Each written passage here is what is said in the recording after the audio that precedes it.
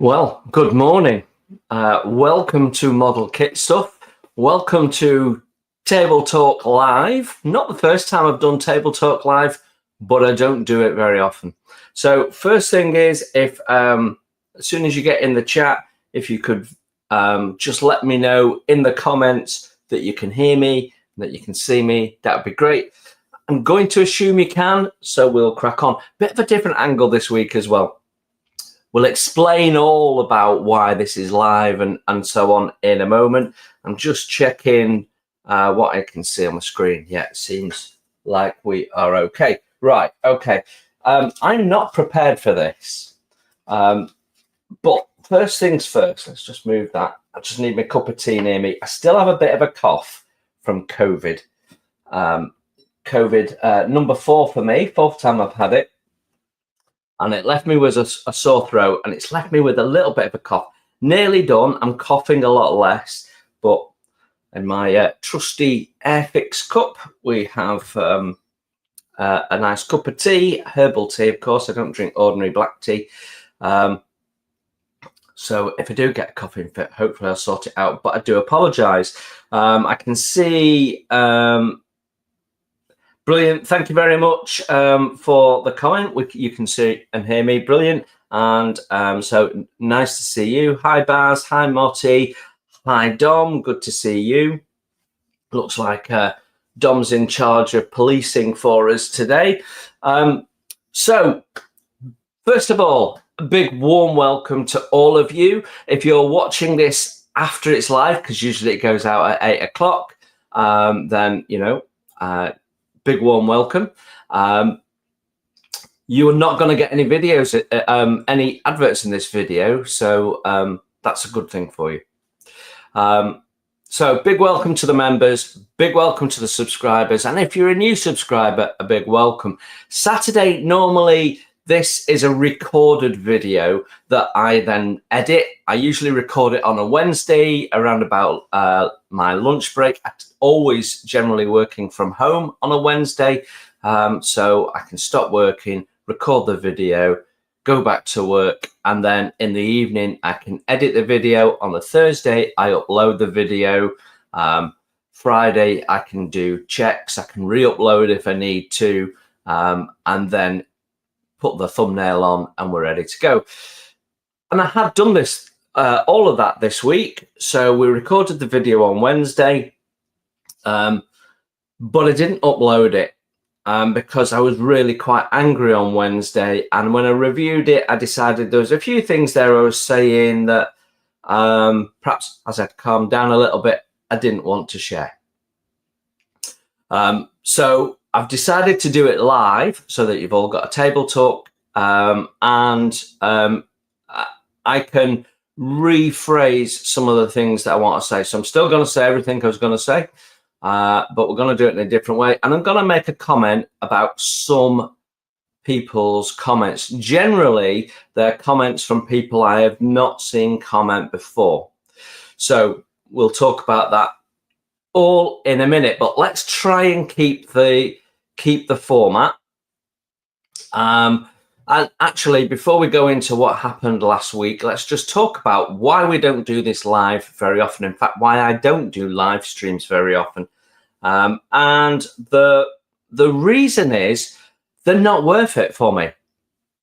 So I put, you could argue I put a little bit less effort into a live stream because I don't have to then go and edit the video.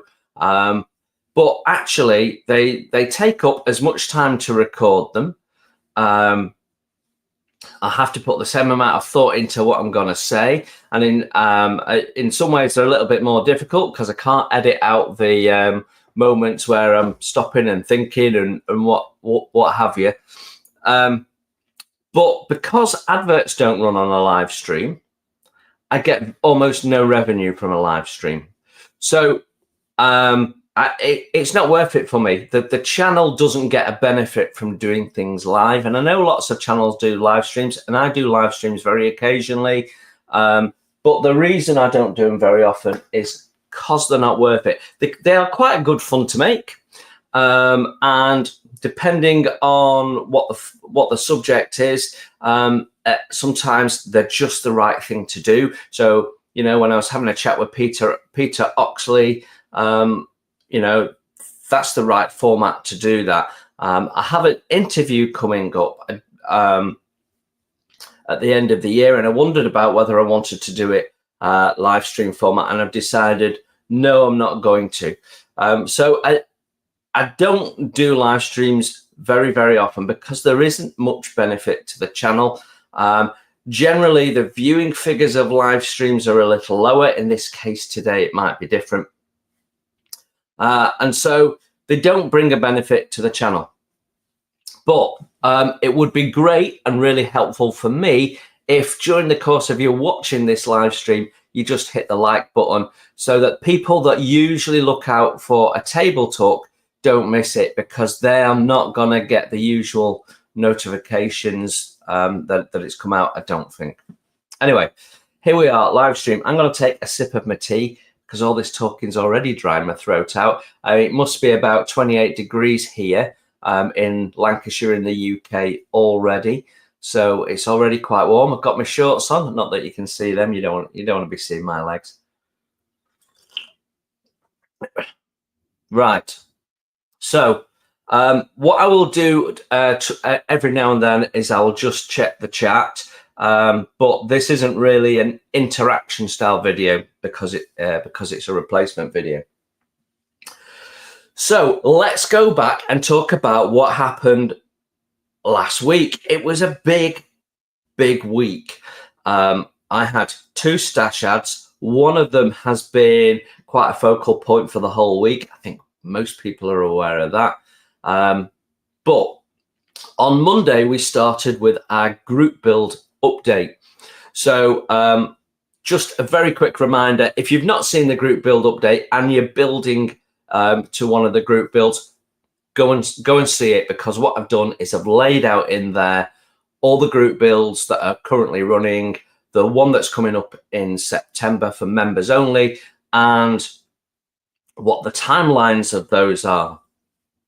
Okay, so go and catch that. But just a reminder, we've got the Floaty Things group build running right now at the moment, and we've got the classic kit group build running, which is going to come to an end at the end of August. So you've got, what, 6 weeks to get your stuff finished.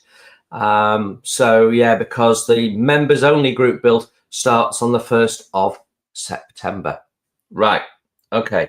So that's what we put out on Monday. If I just check what day it was. Yeah, it was Tuesday, I think, that the Stalwart came out. So here she is. The poor old kit has had quite a week, really. So we put the video out. If you watched my first impressions, then you know what's been going on, and that's been a start of events for me that have been touching this pretty much all week. So it went out Tuesday evening, just before I got a notification that Peter Oxley was putting his out. So although we're sort of friendly with each other, we don't keep up with what each other is doing. So I get a notification that Peter's got a video coming out in the same way. Sometimes he'll drop me a line and say, oh, you might not want to miss this video because, but most of the time I'm not aware what's coming out from Peter's channel. And and exactly the same for Peter. So independently of each other, the same evening, we put our kit reviews out for the Stalwart without realizing each other was doing it. And I think a good friend of the channel, Moz, I think his may have gone out before both of ours. Not quite sure, because I didn't watch it until a couple of days ago. I didn't watch it until Thursday. Was it Thursday? It might have even been Friday, you know. because yet again, YouTube has changed my subscriber settings with some people, and Moz's channel always seems to be in there for some reason. So I have a bit of catch up to do on there, and I want to talk about Moz's review and Peter's review as well. So we'll do that in a sec. So as you'll see if you've watched that video, I start off really excited. I'd seen this built up in Bolton model show in the January, and it looked really, really nice. I don't remember looking at it and thinking, oh, that's a problem, but I was probably in a different mind frame, but I was able to get up quite close. It was there on the table. I could get up quite close. I didn't notice any real issues with it. It did have the thread on it, and it looked really cool. And yeah, I didn't notice, and it looked lovely. And I came back and I said to the members in the social group, this is looking like a really stunning kit.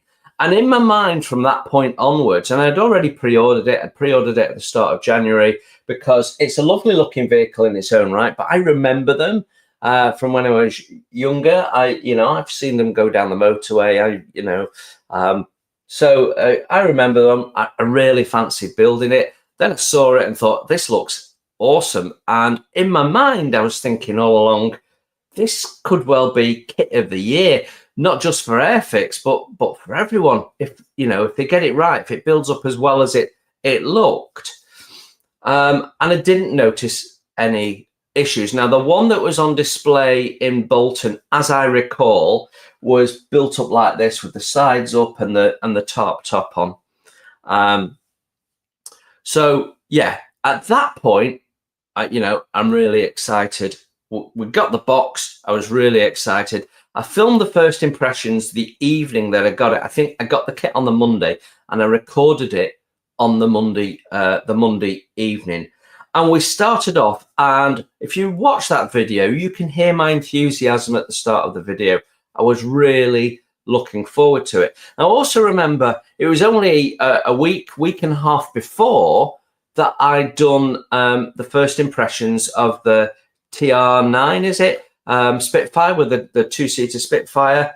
And I talked about how good that kit was and how the plastic compared to Edward and Tamiya. And, that kit came across really, really well. And I think the thumbnail for my video said something along the lines of another cracking kit from Airfix. And it really, really was. So just to add a little bit of balance against what I've said for that and I'm about to say. So that was a lovely video. And I've gone into it with that mindset. Airfix are doing great things right now. Generally, every time the kit comes out, it comes better. Of course, I've got a few niggles. And my biggest niggle is that they don't bank good ideas. So they have some great ideas and they don't build upon them.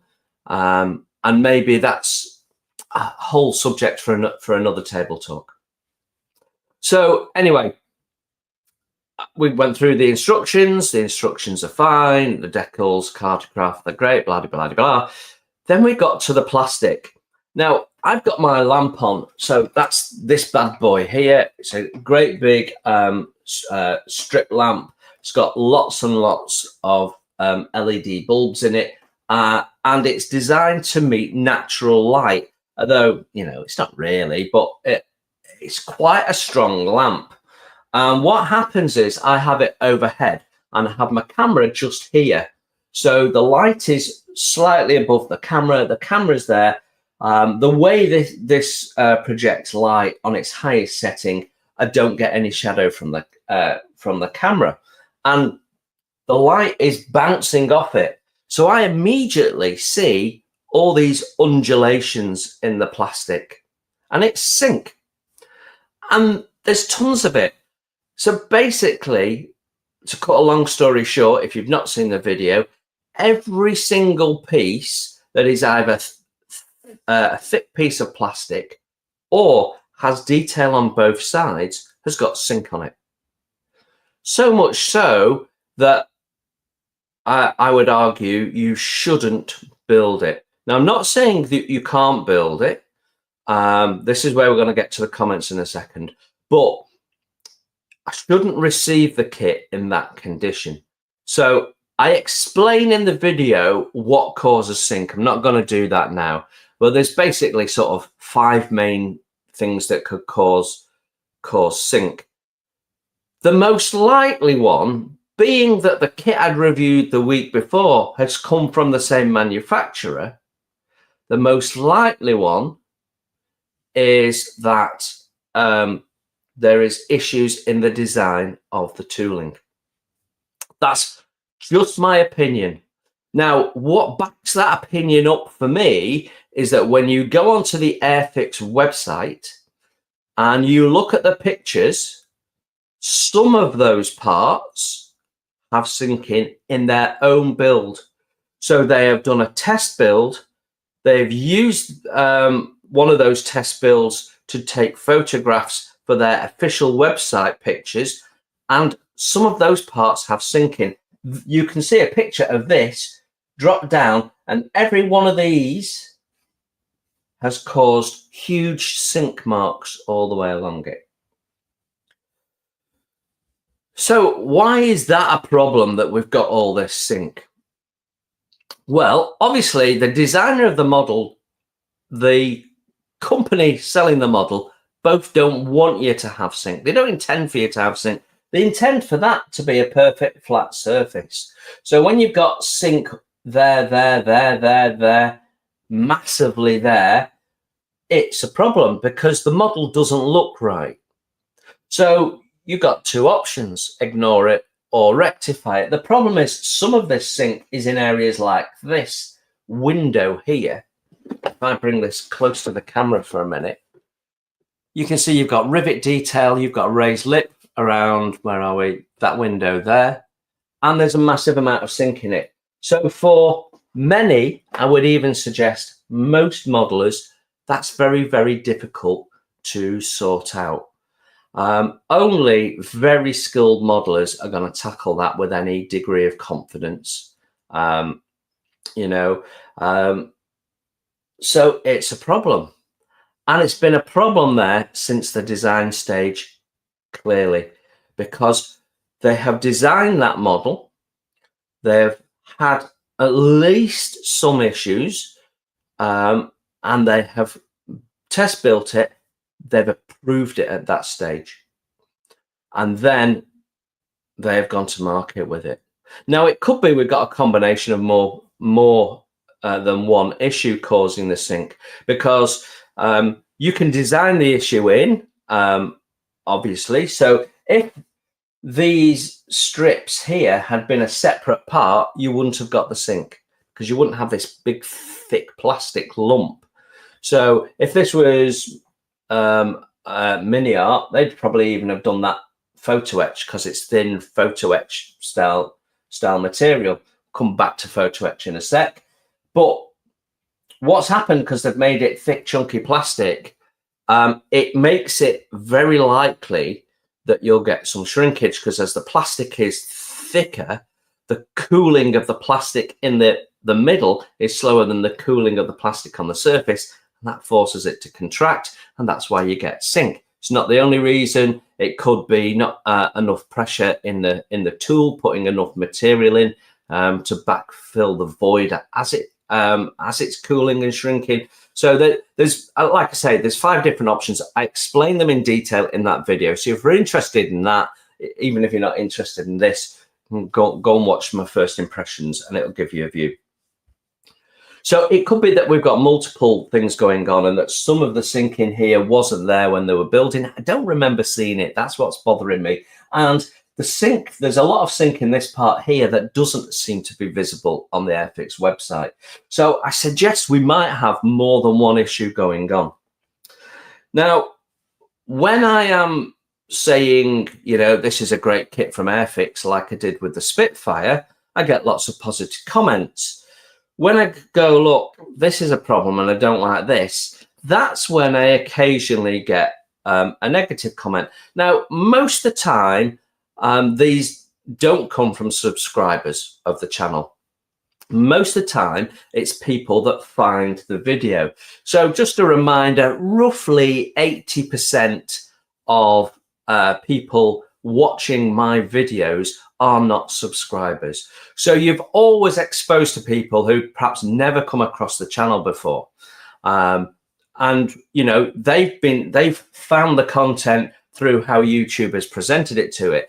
And the algorithm for this was really good. It was getting a lot of views. It was one of the first reviews out. So there's a lot of people interested.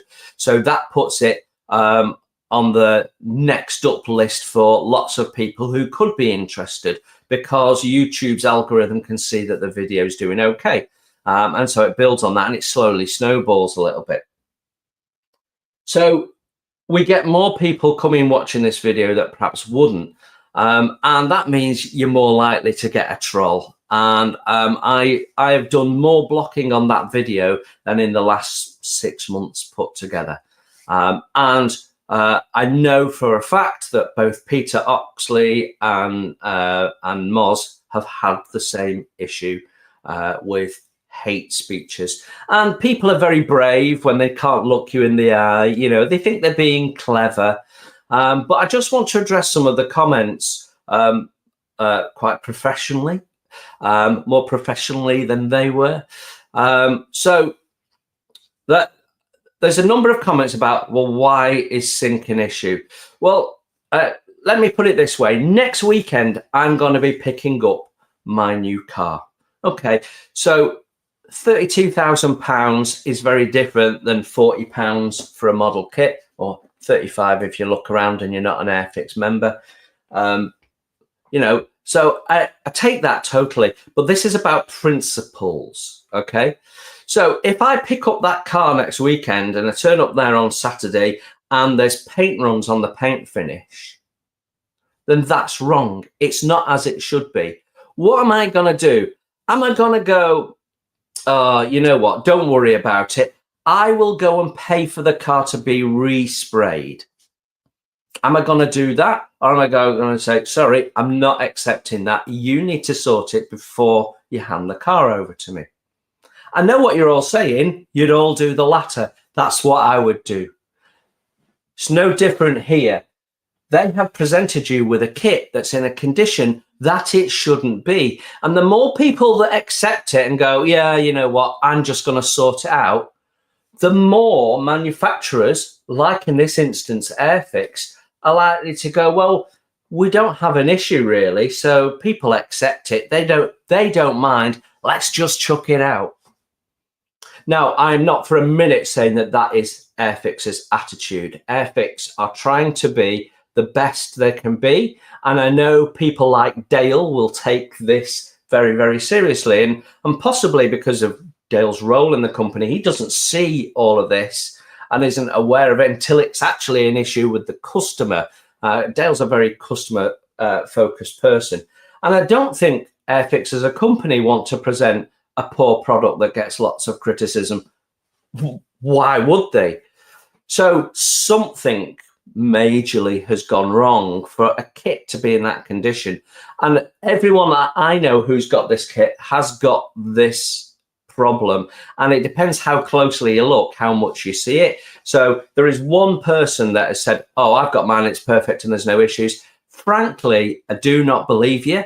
Because if there's issues visible on Airfix's own website of their own built-up model, you must have those issues like everybody else. So I don't understand why you would come onto my channel, unless you're an Airfix employee, and just blatantly lie about it.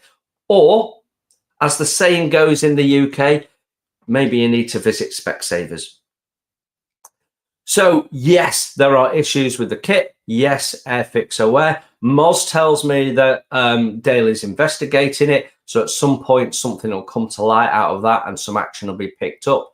I don't know. For my part, what I've done is I went back to customer services and said, you know what? I'd like to return the kit, because I thought it was important they got the message that as a customer, I don't accept what they have just sent to me. Same principle as the car. Their customer service, I've only ever dealt with them twice before. And only one of those was for an issue. I had an issue with clear parts in one of my Airfix helicopters, and they were really, really good. The service was great. They replaced the parts. There was no quibble. So I went onto the website. I went to, you can go through a process to start the process to return your model kit through the Airfix website. So I did that. I then got an email from a lovely professional lady called Liz, who is head of customer service. And she asked me if I wanted to replace the kit or whether I wanted a refund, and she asked me what the reason was for wanting to return it. So I replied to her in that email and said that the issue is lots of sync, and if you have a kit that doesn't have those issues, I would like a replacement. Otherwise, if you can't find a kit that doesn't have lots of sync, I'll have a refund. So she then came back to me after a little while and said, we're not aware of a problem. So I replied to her, oh, sorry. She asked if I could send some pictures of the issues. So fortunately, even though my first impressions video had gone out, I hadn't deleted the media that had been used to pull that together, which is what I usually do. So I sent her, not all, but some of the pictures that I'd used in the first impressions that I'd taken on my iPad, and showed her some of the sync. I also, for good measure, gave her a link to my review video, and I went back to her, and to be honest, what I said was, I'm really surprised you're not aware there's an issue. It's now all over social media, because by that point it was. There was comments on my video, there was comments on Peter's video, all saying the same thing. Peter had also put a video out. He'd gone through the same process of, he was really looking forward to it too. I'm really excited. This is looking great. Oh my God, the plastic. So several people were coming to the same position. We'll come back to Moz's video in a moment. This is really, really important for me to say this about Moz's video. So what then happens is nothing. So I've had 2 days and I've not had a comeback, and I suspect Airfix is taking stock of where they are, what's gone wrong, how they want to deal with it, all of that. So I'm just going to let that fly. I put this back in the box, ready to send back in the box. They shipped it to me. It's a good shipper. Why wouldn't I use it? And then I've got it back out for the purposes of this video. So that's where I am with it. Now, I want to comment on Moz's video because Moz's, just like Peter and just like me, has had some keyboard warriors. And it's a real issue for me that people feel that it's acceptable to behave in a very childish, very immature way. And people say things that they think, and they try and present them like they're facts. And, you know, they're just being idiotic. But I think in their mind, when they're typing, they think they're being really clever or something like that. Maybe these people are very sad and lonely. I don't know. But some people have commented that because Moz didn't pick up on the sync particularly, that in some way he was trying to cover that up. That is not the case, and I think that's really offensive. Moz's video is a different style of video than my video and Peter's video. So Peter and I, we're coming at it from similar points of view, not quite the same. Peter's intent is to show you what is in the kit and then just have a deeper look at some of the detail that you're getting in the plastic parts. That's where Peter comes from. And in that process, he sometimes will notice an issue, but more likely, because he's missed things like sync in the past as well, more likely to focus on things that he thinks are design issues. So he commented a lot about the fact that you've got two halves of the tire being brought together. It's a bit of an old-fashioned way of doing it. So he was commenting on that, for example. So that's Peter's angle when he does a kit review. He's very much talking about, this is what you get in the box. Have a look at some of the detail. I'll zoom you in. Let's look at how the designers put it together. What's working well, what's not working well. That's his style. I'm slightly different. I am looking for all of that, but I'm also looking at the parts. Have we got flash? Have we got sync? Have we got pins that are causing problems? What do I see is wrong? I'll also drop in, the way you deal with this is, a few little tips and tricks and stuff. And that's why my first impressions videos generally are about an hour long. Sometimes longer, like Titanic, 2 1-hour parts. The reason is I want to deep dive the kit because I don't walk into model shops anymore. I can't take a box lid open and have a look around and see what I think. So I want to know the detail. So I film my videos in the way I would like to watch my videos. It's just a very simple approach. So I'm looking for it, and my lamp highlights it all very, very nicely.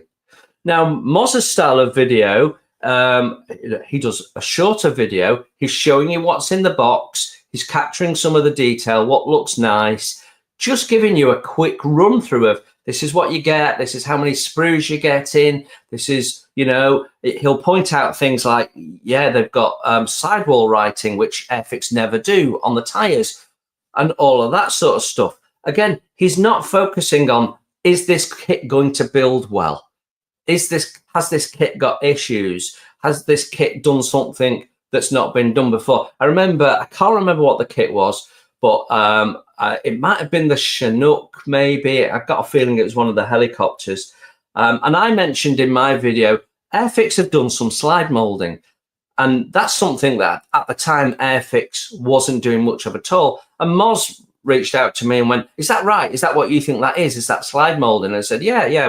When the sprue has this flat edge, it's because the tool's gone in sideways. So it's slide tool's gone in. So he hadn't picked that up on his video because he's not really looking for it. So people saying nasty things to content creators just because they can isn't acceptable. And when you see people being horrible to other people, deal with it. Comment on how they shouldn't make comments like that. Take a moment to say, listen, don't speak like that, because we put a lot of effort into making these videos and you watch them for free. This is free TV. I'm not the BBC. I'm not a professional model builder. I'm not a professional video maker. I do this for fun. So don't come to me and criticize me for having my view. It's a valid view. Everything I talked about, I showed you on the video. I'm entitled to my view. I paid for the kit. It wasn't a promotion. Airfix don't give kits out for promotion. Moz doesn't get free kits so that he can promote them. He's not promoting them. He's giving you his view. Yes, he likes Airfix. I like Airfix. I love Airfix. I said that in my video too. I really want them to be the best model manufacturer. I'm rooting for them. I'm pushing them. I've got my views. I'd like to see them separate from Hornby. Hornby's holding them back right now. My view. You might have a different view. It's okay to have a different view.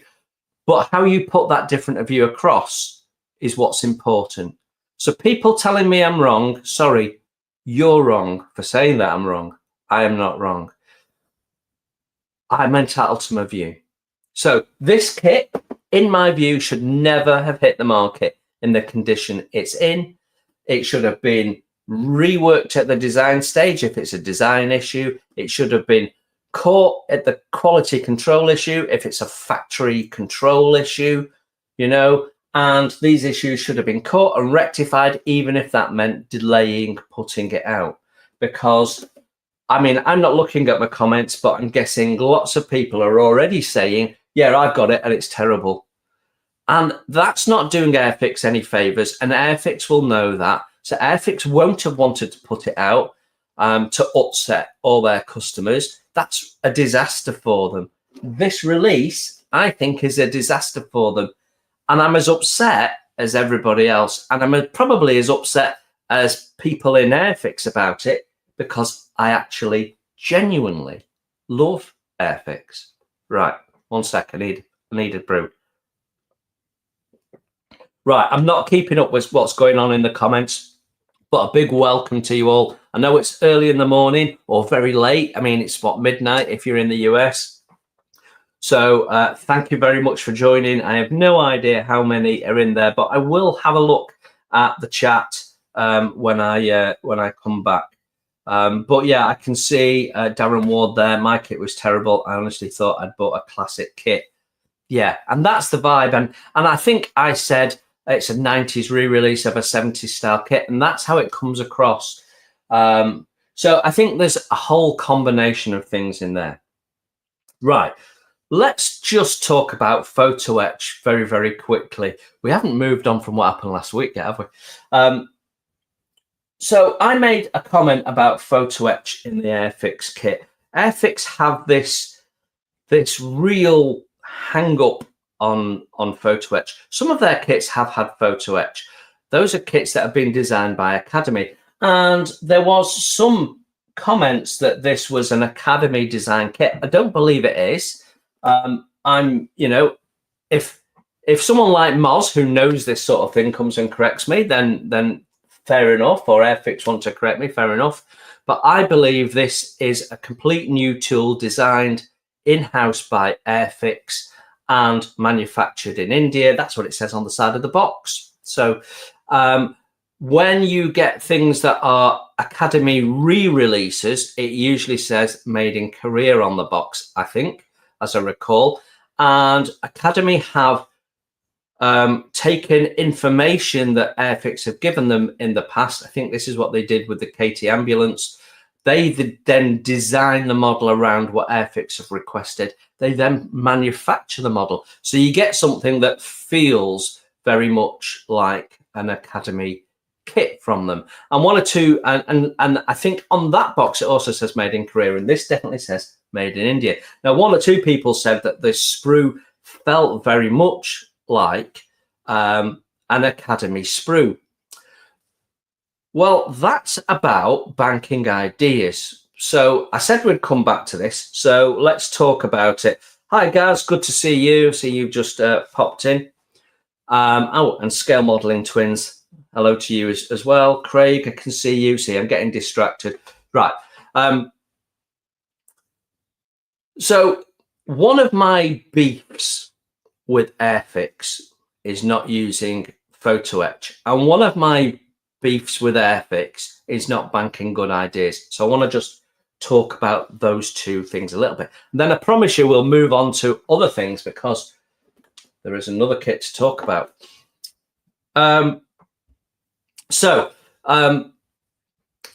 Let's deal with the banking good ideas first. Some Airfix kits have got photo etch in. They tend to come from Academy. And it's a tiny, tiny amount. So that's a good idea. Putting photo etch in for a grill or for a windscreen wiper, depending, you know, for tiny flat details, it's a good idea. It's why almost all manufacturers that aren't called Airfix do it. But Airfix have good ideas of their own. So Pranjit introduced the idea of plastic parts that are masks. In his 172 Mosquito, you can mask off the painting using the plastic parts. It's a brilliant idea. It works really well. Total genius. Why do Airfix not take that idea and then run with it with all their kits? I said this in the first impression video of this. This is why it's relevant. Airfix designers seem to work in silos.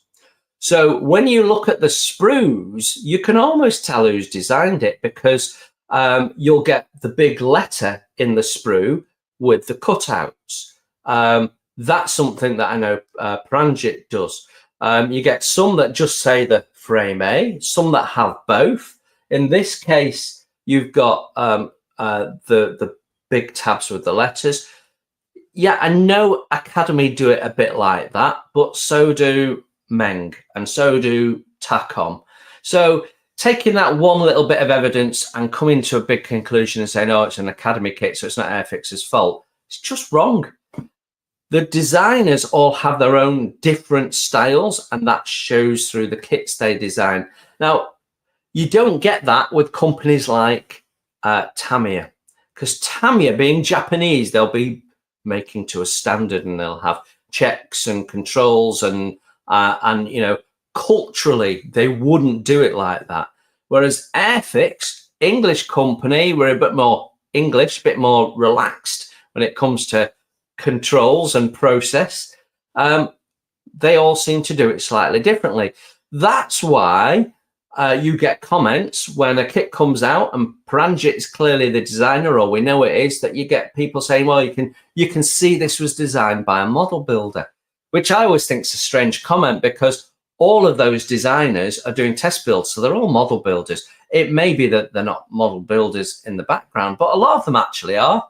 When they've given interviews and things, a lot of them were when they were kids, or do build models for fun in the background. I think the chief designer does.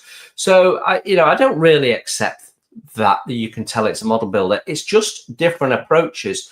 And I think one of the things Airfix really need to focus on is when they have a good idea, taking it and saying, right, should we apply this good idea to all future kits wherever possible?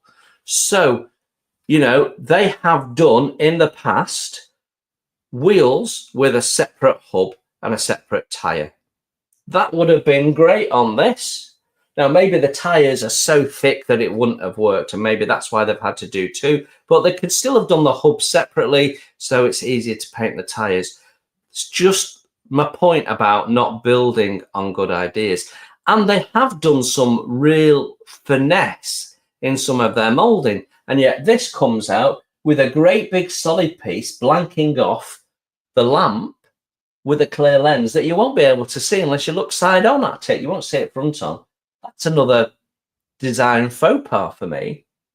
And so I think Airfix need to concentrate on upping the game in banking good ideas. So that's one point. The other point is photo etch. And this is even more important. They need to get over this 8+ on the box. So Airfix put 8+ on their box, and they can do that because there is no photo etch in the box. So health and safety rules would mean if they put photo etch in, the perceived sharp edges means that they have to put 14+ on the box. Almost every model I've ever bought from any other manufacturer says 14+ on the box. That doesn't prevent somebody buying that model kit and giving it to somebody who's under the age of 14. It's a warning to cover the butt of the manufacturer. It's not a dictate. Yeah, it's not going to stop people under 14 building it. Airfix need to get over themselves on that label on the box that nobody pays attention to. Come on. All of your competitors are using photo etch. All of them. All of them. Everyone. The people that Airfix are trying to compare themselves to, Tamiya, they put photo etch in, albeit I'm not a big fan of Tamiya photo etch. That's a different conversation. But they do it when it's absolutely necessary. So I've started building the Tamiya Panzer 1 New Tool 2024. It's got one piece of photo etching. That piece of photo etching is the heat cover around the exhaust. It's the only bit of photo etch in there. It's the only bit of photo etch needed. It doesn't massively increase the cost. It increases the cost in a small way. Packaging's more expensive. Don't worry about it. It's exactly the same piece as this. Only Airfix have done it in clear plastic. Now, they've done it in clear plastic because it holds the detail better, crisper, sharper. Yeah? But they've done that as a solution because they won't use the photo etch. And Airfix are getting this wrong. That should be photo etch. I would argue that you want a separate plastic part as a minimum for the windscreen wiper, maybe a combination of that and a photo etch strip for the blade. You want photo etch to replace the cover over the exhaust there. And this bit here also wants to be photo etch. It's a little flat piece of photo etch. And this here needs to be reworked in plastic so you can see through it. Those are the issues that I would have had with the kit if there was no sync. So I think this was crying out for photo etch, and they've not put it in, and it detracts from the finished look of the model. So yes, you can build that up, you can give it a wash and it'll look very nice, but it'd be much improved with that photo etch piece in it. And that, whichever way you cut it, is not going to look good, because you cannot replicate in plastic what you can do in photo etch. It's why everyone's using photo etch. So yeah, that's my last word on that kit for today. We will give you an update on what happens with customer service. I want to build this, but I'm sending it back. And I think everybody else should be sending it back as well. I know some people have started building it, and for content creators, it's a slightly different objective. But at the end of the day, if we don't push back, they will continue to do it. So all the comments I've got about, why don't you just show us your modeling skills? Like, you know, in some way, I'm a modeler that couldn't work through that. Of course I could work through it, but I don't want to. I shouldn't have to. That's the point.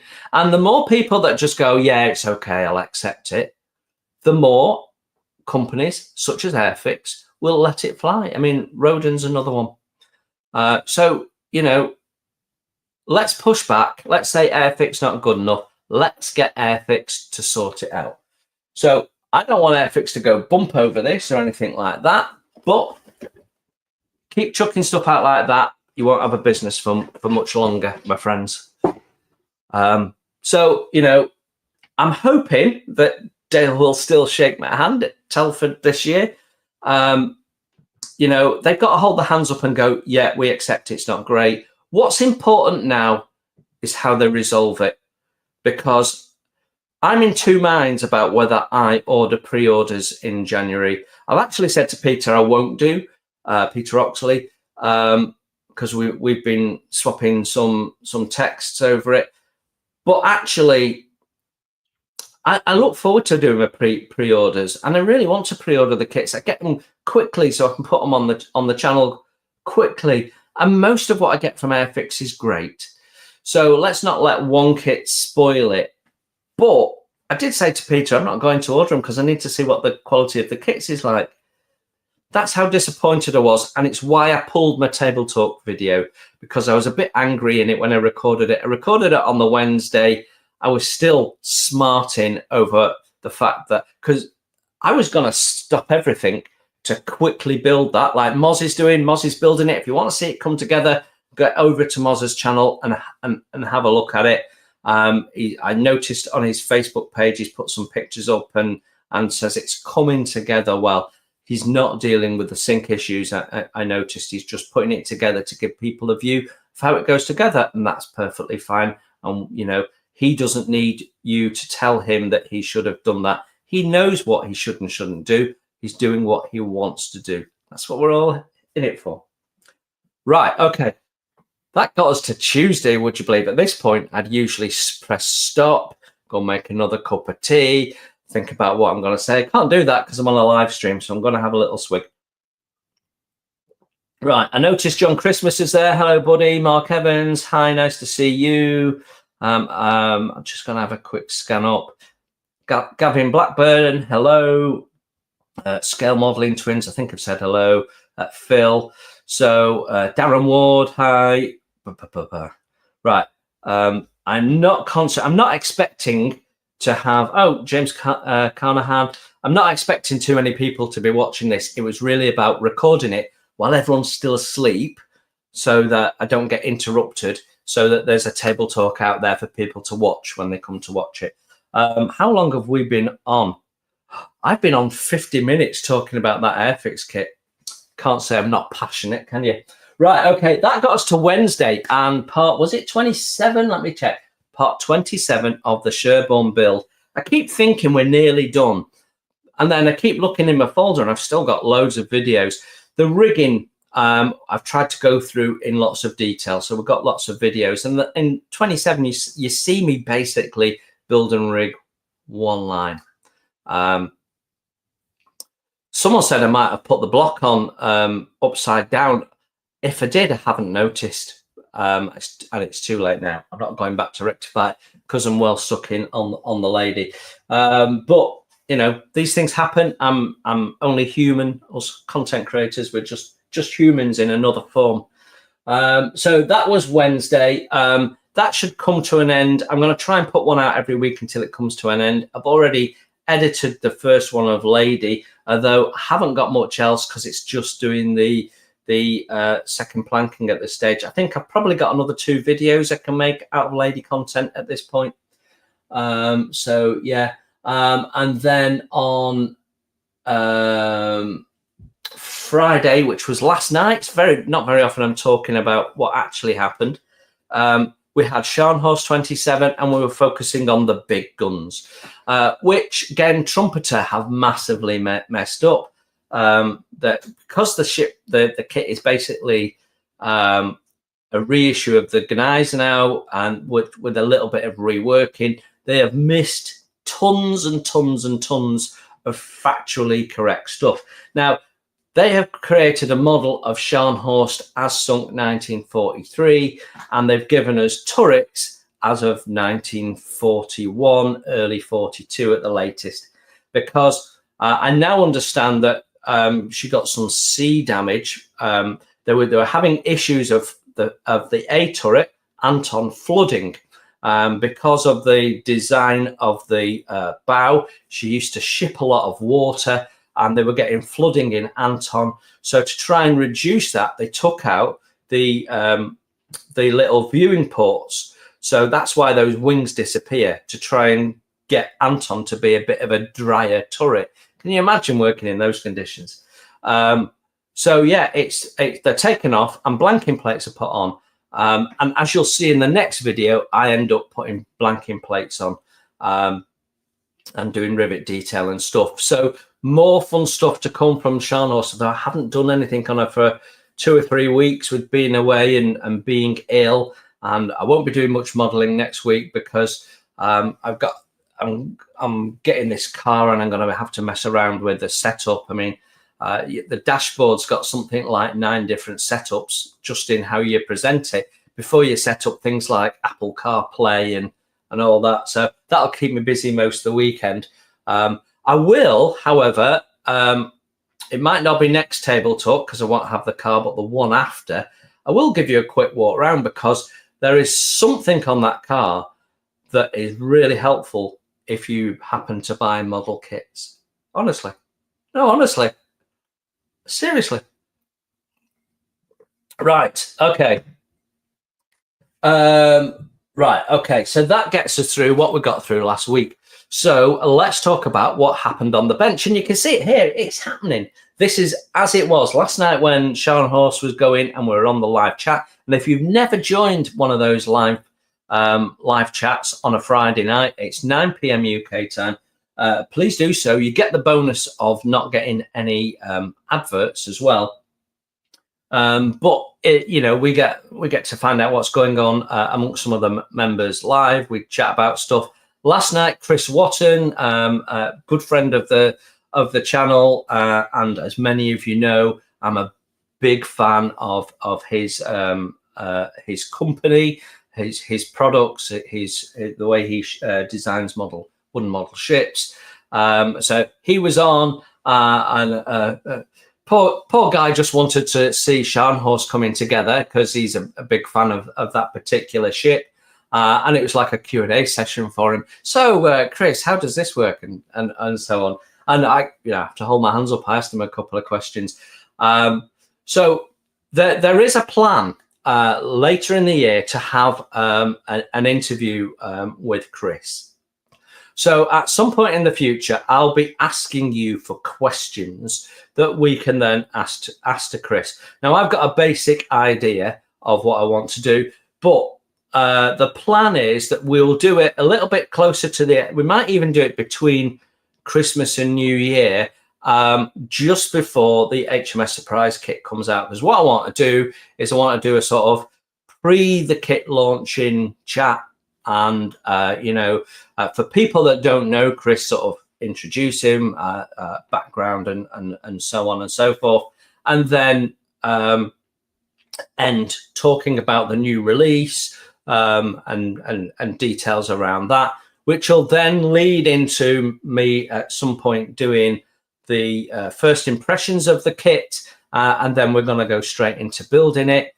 I'm still not 100% clear how I'm going to do it, but because I've got other things going like the absolute beginners builds, it's more likely to be build updates and, build along. And then for members only, we will do a focus in on this is how you get around this bit. This is what I found with it. This bit's tricky, so let me show you how it's done. We will do less of that than I do normally in the absolute beginners builds. But when we do it, it will be just for members, and I'll show more progress in the social group than I will do on the channel.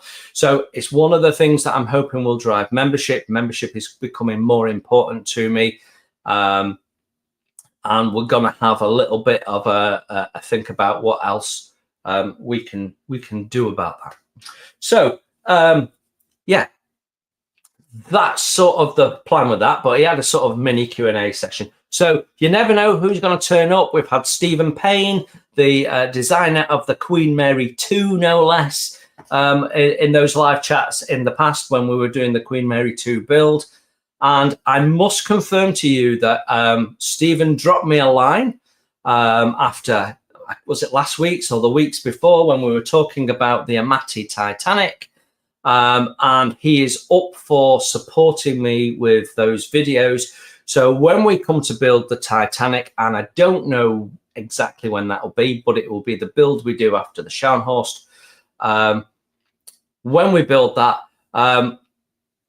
Stephen is up for doing some additional commentary, a bit like he did before in the Queen Mary 2, where he'll talk about the design. Now, if you watch the Queen Mary 2, you know that we actually talked about Titanic in some videos. He does lectures on the Queen Mary 2 now, and amongst other things, he's still a world leading ship designer and what have you. But he does these lectures, so we shared some of those lectures, and we talked about various different elements of the Queen Mary 2, and he was able to give his thoughts and reflections and things during those videos. And in, I think, almost every video, we had a section where Stephen talked about it. And it was really, really popular. There were some people, I think, were watching the videos just to hear Stephen Payne. So we're going to do something similar with the Titanic. Now, obviously, there is nothing better than having an ocean liner historian, which Stephen is, talking about the Titanic. But actually, I want to focus more on the design, because there's so much that people don't focus on with the Titanic. And I think a lot of people assume that the Titanic wasn't a very good ship because it sank. Well, no, actually, it was a cutting edge, very brilliantly designed ship that had a very unfortunate event that had never happened before and hadn't been built into the calculations effectively.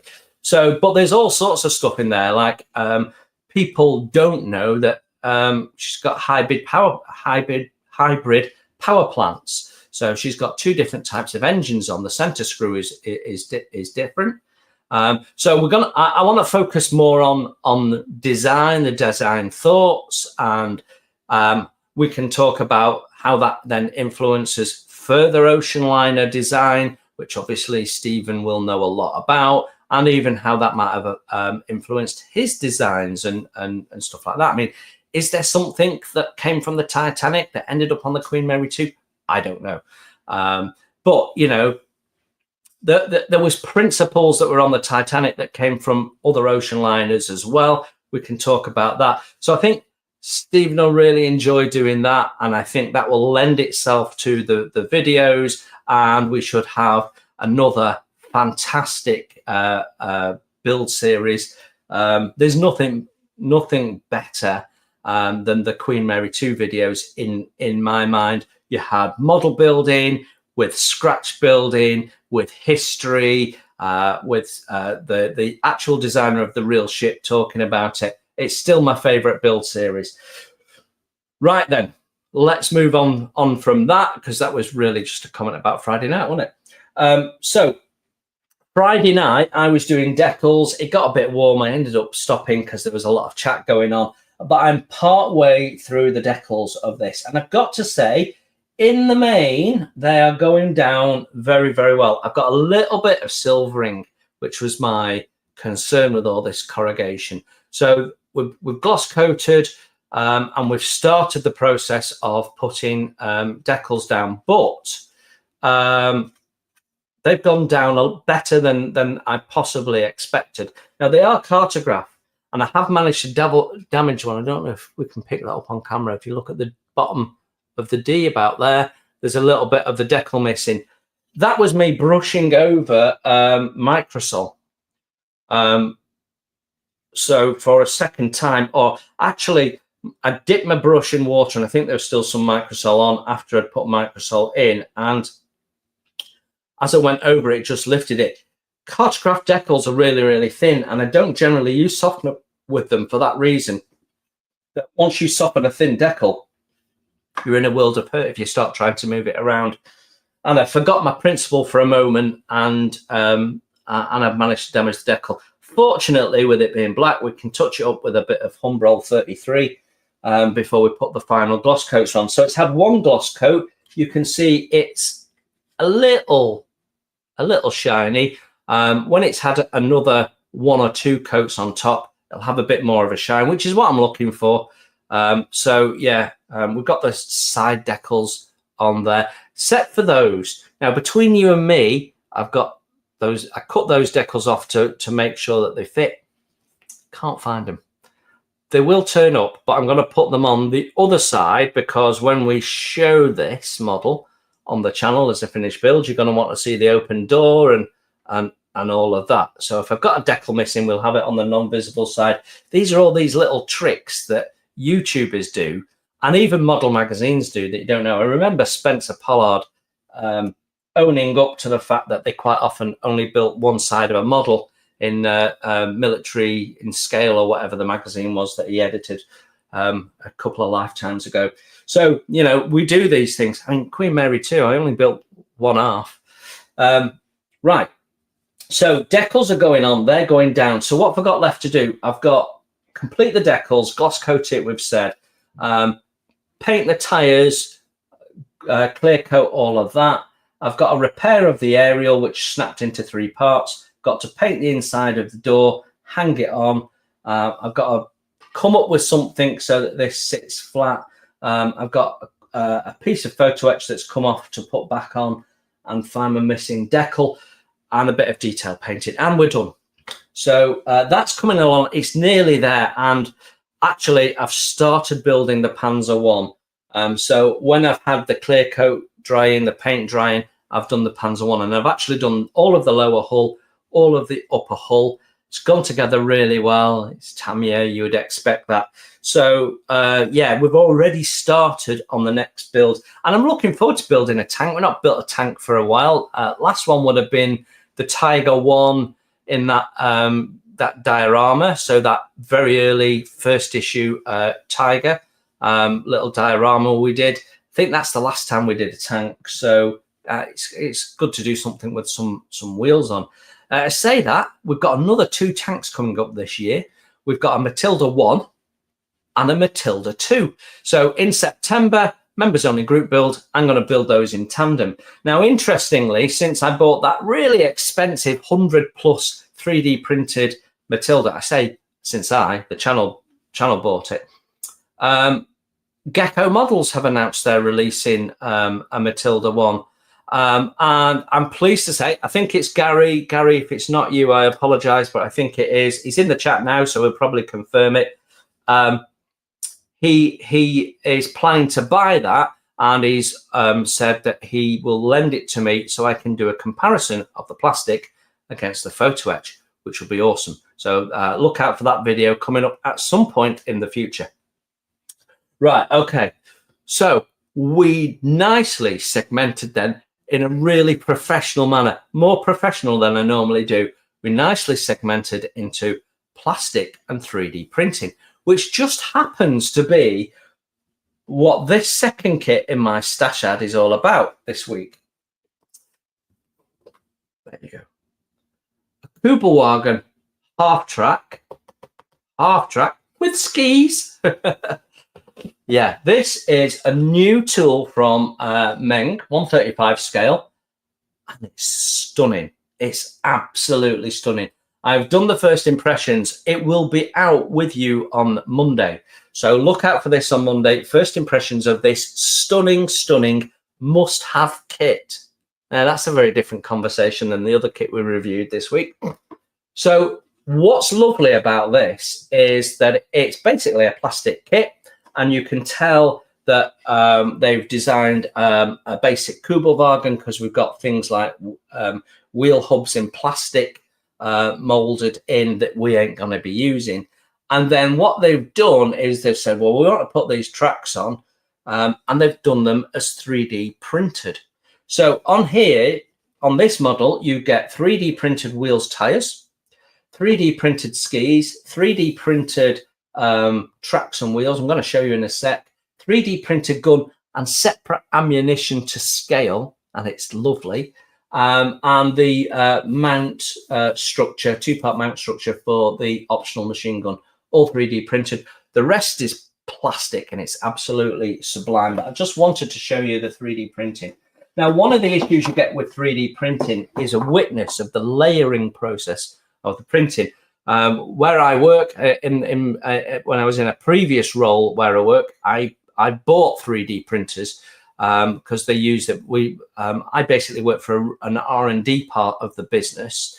Well, my office in Liverpool is an R&D base, but I don't work in R&D. I work in procurement, and I work in procurement for new products. So I'm sort of cross over into the R&D bit, but I work with liquids currently, so rather than the mechanical part. So I don't get too close, but previously I used to be the procurement manager for the whole of that site when it was a production site as well. And I purchased the 3D printers, so I know a bit about 3D printing from that process. And what we've got is 3 sprues, which are really nice, but you can see that in the first impressions. And then we've got these 3D printed parts. And as I say, quite often you can see the layering. On the Scharnhorst, the MK1 kit is dreadful. I'm having to sand where I can. I mean, when I come to do the funnel top, it's almost not usable. We've got to do a lot of sanding to get all these ridges out. You can run your fingernail up it, and it sounds like you're running up a xylophone. It's, you know... even on some of the 3D printed parts that are good quality, in the light, you can sometimes see the printing element. You can see little tiny lines, and sometimes that comes out in the paint, which is a bit annoying. These, however, are absolutely gorgeous. I'm going to show you 2. So I'm going to show you this part that's not very exciting first, just to show you how smooth it is. Look at that. There is no witness of the printing on that whatsoever. It's as smooth as Daisy's bum was on the day she was born. Right. Did you want that in your mind? Right. Look at that. So that is the full assembly, wheels and tracks for the half track. It's absolutely gorgeous. You can see lots of detail on the track tops. You can see the individual teeth are nice and sharp. Every single detail in there. Open spokes on the wheels. The tires are nicely done. Gaps between the wheels. It's absolutely beautiful. It's a thing of beauty. If you were looking at that kit and thinking, you know what, I might be interested, I would urge you to go out and get it, because it is really, really nice. And I think it's a limited run, so I don't think that you're going to get lots of them. I don't know for sure, but I'm sure I saw that somewhere. So I can't get this back in the box now. So ordinarily, I'd be pressing stop,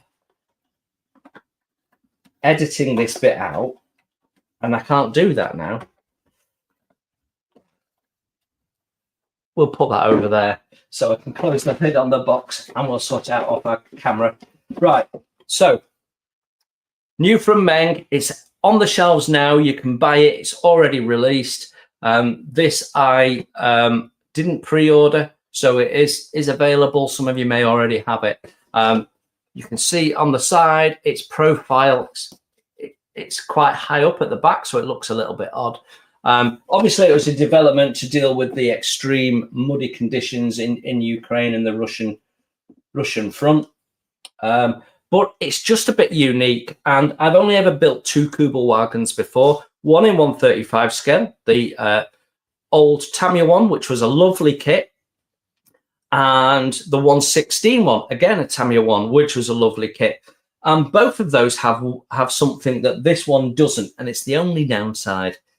It doesn't have an engine, and that's a real shame, because that little engine, it's only a few parts, but it does raise it up.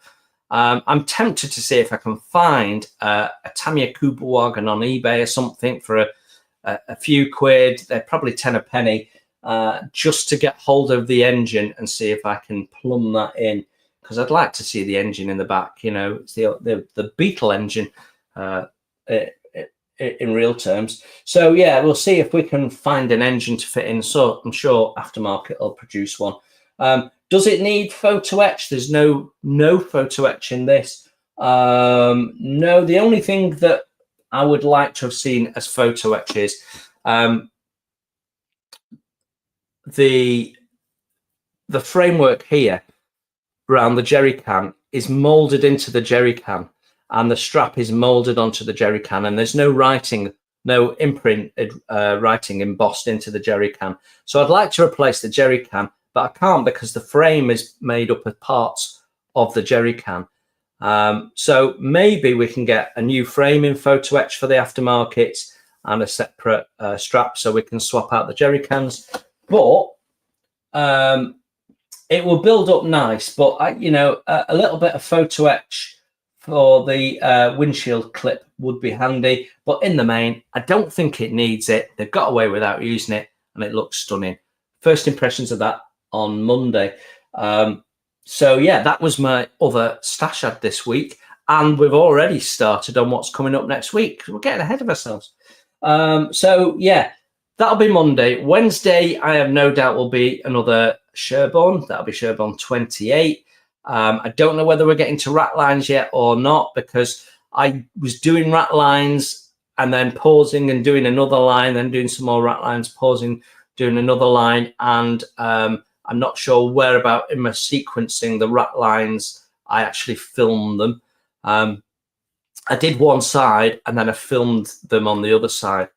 But we have already touched on how to go about it and things to avoid.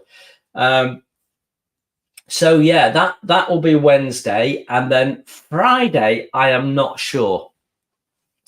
I suspect it's episode 6 of the Junkers. I think that's what you'll get on Friday. So that is what's coming up. So yeah, what else have we got to talk about? Well, how long have we been on? An hour and a quarter. So my table talks are usually an hour, so we're already over. The subject that we were going to talk about this week has been taken over by the Airfix stalwart issues, unfortunately, but yeah, that's all right. We bank it for another week. My Plastic Mojo is definitely back. I've really enjoyed putting together the Tamiya Panzer one, and I'm looking forward to getting this done. And I don't know whether it was just a combination of one or two little issues with the kit and some over complications and things, or whether my head wasn't in the right place. I'd lost my mojo and it was just the wrong time to build that. But now it's coming together. Who remember Peter Oxley's Kinetic Harrier? This is going to be like Peter Oxley's Kinetic Harrier, where I didn't really enjoy building it, but when it's done, it's going to look the part. That's what's going to happen. Right then, I think that is it, guys. So I'm just going to have a quick look at what's going on in the chat. So bear with me. I have the chat on a laptop, which is at knee level, sort of here. So that's why when I'm looking down, I'm looking at the laptop and I can see what you can see on my video camera little screen, because that's facing me. But if I look at the laptop, I can also see what you see, which is exactly the same. So all good. Built a 126.5. What a strange scale, Gaz. Metal Spitfire this year that the niece got me for Christmas. Well, there you go. It's a strange old world. So I'm just going to have a look up. I think we've mainly got Charles Parker. Hi, good to see you. Brad Singapore, hello, nice to see you. But I think I've said hello to everyone. Oh, Gavin Blackburn, hello. Too hot to sleep. Tell me about it. Tell me about it. I mean, we had the fan running. Now I struggle to sleep most nights because I have tinnitus. I've had it since I was in my very early 20s. Might have even been my late teens. My very first job, I was a butcher when I first left school in 1986. Before they forced you to stay in education till you were 18. What nonsense. I left school. Well, I was actually 15. It was I started work. I left school in the June, started work in the June, was 16 in the August. And I started on the youth training scheme, which is the equivalent of apprentice today, as a butcher in what was the last independent co-op in the Northwest at the time, which just happened to be 2 co-op supermarkets in the village where I worked. So I could walk to work, and I learned to be a butcher, and I learned my basic skills there, and I worked there for 4 years before I went selling cars for Ford for 6 months, which I absolutely hated because you were encouraged to be less than honest, just to grab a sale, and I didn't like it. So I went back to butchery and went and worked at Tesco's, and it wasn't the same because they get a pack of meat, they slice it up, not real butchery. Ironically, they made me redundant because they were closing all the in-store butchery, and they offered me a procurement job, which is what I do now, in-store, procuring all the stock, and I said, no, it's a dead-end job. And I wasn't dead wrong, actually. And then 6 months later, Tesco's went to having in-store traditional butchery, which I was the only butcher in Tesco's when they made us all redundant who had those skills. Go figure. But I've lost where I was going with that. Oh well. Yeah, when I started working when I was 16, I had a bandsaw. That's what we were talking about. We had a big bandsaw, so it was taller than me, big circular blade, and we used it for chopping up frozen stuff. So frozen ox liver is like that big. It's huge. You cradle it in 2 arms when you're carrying it. We put them in. We get them in fresh from the when the abattoir was delivering them. That was my job. I get covered in blood. It used to put a couple of customers off. I had to go around the back to the freezer, but the walk-in freezer, the door was inside the supermarket, so you couldn't avoid it. So we'd walk them in, place them, freeze them, and then we'd slice them frozen on this bandsaw, put them in trays and put them in our freezers for people to buy ox liver, popular product. But what would happen is obviously all those sawn up bits would collect and defrost, and then in weather like this, you'd have tons of flies going in. And when we had electrocutors, we kept them out as best we could. But the flies would go in. So every Saturday, again, because I was the youngest one there, my job was to clean the bandsaw, which would be heaving with maggots by then. But I used to be cutting up bones for customers that wanted their bone for the dog and what have you. Bandsaw going, motor right in front of me, blade spinning at top speed right next to this ear, and it gave me tinnitus. So actually having the fan on last night, this was all about, it was hot last night. Having the fan on last night actually gave me some background noise, which means I didn't focus on my tinnitus, which I now have in both ears. And I actually slept a little bit better with the fan on. Strange, isn't it? So there you go. It was hot last night, yeah. But I was talking to Jeff in the chat last night, and they were up in the 40s. So count our blessings. It's only in the low 30s here. YTS, blast from the past. Yeah, and believe it or not, Gary, I earned, I think it was £23.75, and then it went up on year 2 or year 3. It was 4-year thing. They actually took me on before it ended.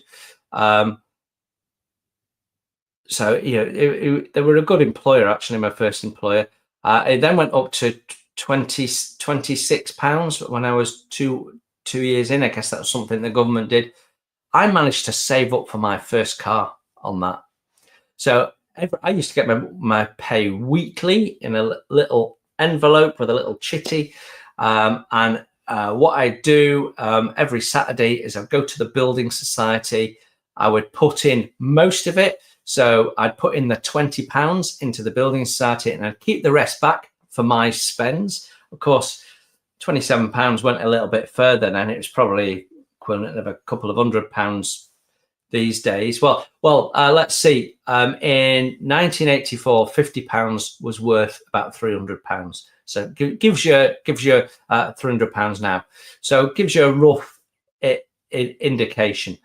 I was putting that away. So from the age of 16, and then when I was 19, 3 years later, I bought my first car, which was only 2.5 years old. Cost me, it was a Fiat Uno though, and it was £2,750. So I don't know how I managed that. I certainly wouldn't manage that now. But that car, I mean, my first ever car, black Fiat Uno, it was actually a bargain because it was 2 cars. I thought I was paying for 1, but it was 2 cars. And what they'd cleverly done is sawn it in half and welded 2 cars together that had both been in a crash, but they welded the 2 halves together that weren't damaged. So I got 2 cars for the price of 1.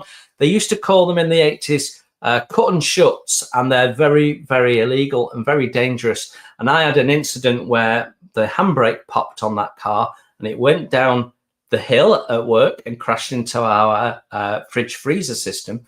And then I had to take it into a garage, and there just happened to be an MOT inspector there. And they noticed that the engine bay was full of bog, which is car filler. And then when they inspected it, they found it was 2 cars welded together, and that the wheels weren't aligned, which is why my steering wheel was always a bit cack-handed, and why my air fans weren't demisting and stuff, because basically it had been thrown together, 2 cars welded together and then thrown together and plumbed in by a couple of monkeys that didn't know what they were doing. And it was a really, really dangerous vehicle. And I'd bought that from a Ford main dealer. So, yeah, there you go. Right. So we are going to wrap up there now. We've gone on a bit longer than normal. I don't usually do live streams. There won't be any adverts in a live stream, so I won't get my usual revenue for this week, but I didn't want you to miss Table Talk because I know how many of you really enjoy it. So we are now past the usual 8 o'clock. So most people will now start tuning in. I'm going to switch the live stream off, and you'll then be able to go back and watch it, and I'll go and have a look at the chat.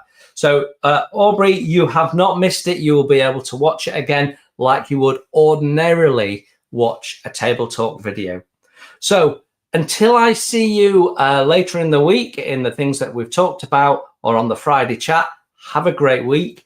Enjoy yourselves. Stay hydrated, people. Remember, sitting still keeps you cool, and the best place to do that is right in front of your modeling bench. Until I see you next week, have a great week. Bye for now. Right. How do I switch this off?